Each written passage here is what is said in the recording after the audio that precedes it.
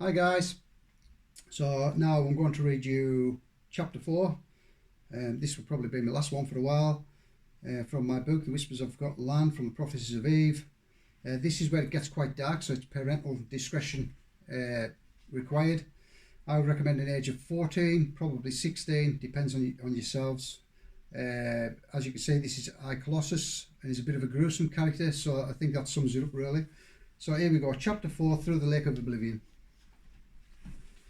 The red dragon, gliding northeastwards, heading for the Lake of Oblivion, looked into the night sky. He watched the multicoloured lights cascading upon Eden, snarling in disgust, his talons still gripping the precious chalice he carried. Finally he reached his destination, the blood-red lava Lake of Oblivion, flowing with the sins of man and woman.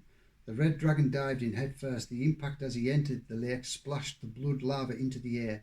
The blood and the air mixed, turning into fiery cries of pain. Bodies became visible as if burning alive, trapped in the fiery blood, clawing at one another for freedom. The splashes of blood landed back into the lake, turning into lava and then back into blood. The red dragon started diving, his forelegs pressed back against his body, weaving past the sinful souls. Deeper and deeper he dived, his lungs gasping for air. He opened his mouth, filling his lungs with the blood-red sins of Eden. Rage grew within him, taking over every part of his body. Down and down he dived, evil bursting through his body. Black armour formed around him, his horns pushed upwards through his skull. His scales thickened and his muscle tissue grew to incredible strength. His talons were now twice their previous length and as sharp as the finest sword. Fire torched his eyes and he burst out of oblivion into hell. The blood-red lava lake was now above him, forming the sky. As he descended through the blood-red clouds of hell, lightning began to shoot down from the sky. Raindrops of blood splattered his face. 4 giant gargoyles joined his descent. The red dragon snapped at them with rage, slicing at their bodies. The gargoyles enjoyed the pain they felt from the dragon's teeth. The dragon could see the ground approaching. With talons forward and wings brought forward, he dropped the precious chalice on a slab of rock. He swooped round and perched himself on a higher rock, overlooking the chalice. Hell stretched as far as the eye could see and well beyond. There were volcanoes erupting, flesh and blood sucked up from the very depths of the underworld, scavenging creatures of hideous nature, ripping and tearing at each other's flesh, and the smell of urine, feces and death. Blood started to appear from the dragon's lungs, the blood dripping from his mouth. A sudden gush of blood sprayed out of the dragon's mouth, turning into flame and landing on the rocky terrain in front of him. The rock started to melt from the poisonous, blazing hot blood. The dragon began to choke, his neck thinning, showing the blood rushing through his skin, then gushing from his mouth. The flow of blood now became obstructed, and he began to regurgitate violently. The bulge could now be seen within the dragon's neck. It was a fetus. Another burst of blood thrust through his neck. The fetus moved closer to his mouth. The dragon's jaws dislocated, making ready for the fetus to pass. The dragon's head slumped, and a sack of red, yellow and black slime covered in green veins fell from the dragon's mouth. It rolled down and came to a stop on the slab of the rock next to the chalice.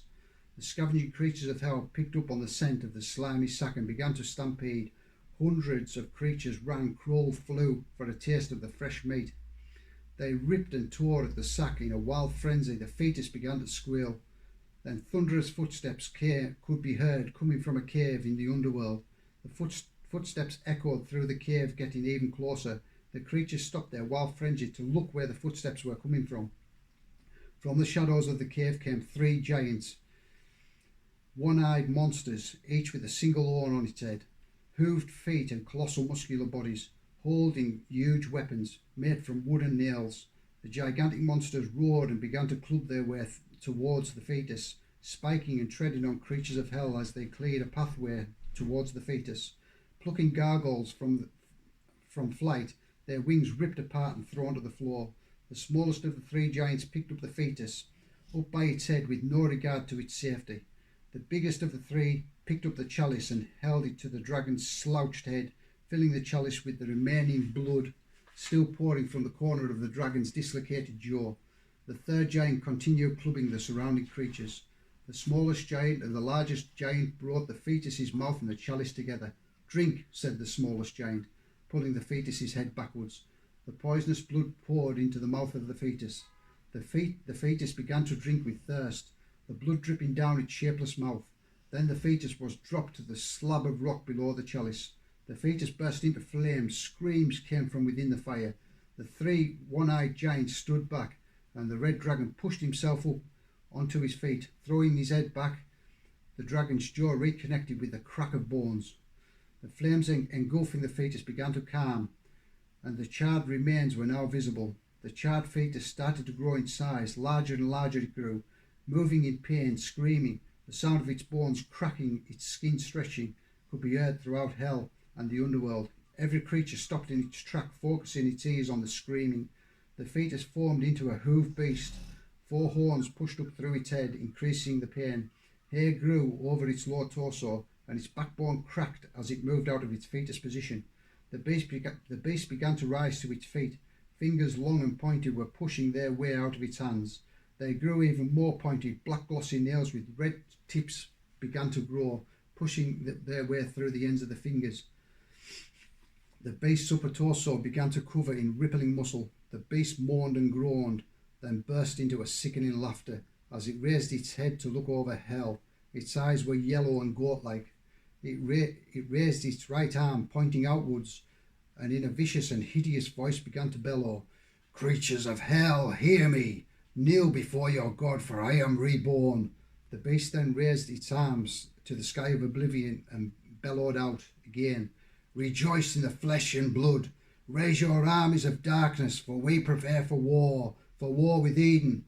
The skies of oblivion began to swirl. Human flesh fell from the blood-red sky all over hell. Body parts and flesh splattered.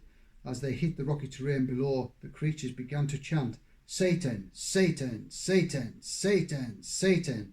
Satan pointed to the one-eyed giant, which had continued clubbing the creatures of hell, while the other two had picked up the fetus and the chalice. "I, Claudian, take the army of disappearance. Look for the king of Logres, known as Pendragon. Bring back his head, and I will display it with pride on the cross. Rape and pillage and burn everything in your path. Leave no stone unturned. I will wait here for you." Satan then turned to the largest and the smallest of the one-eyed giants. "I, Colossus, I, Claudius, restore order to hell. I will create an army so powerful the God of Eden will abandon his children through sheer terror." Chapter 5. Amelia's Warning.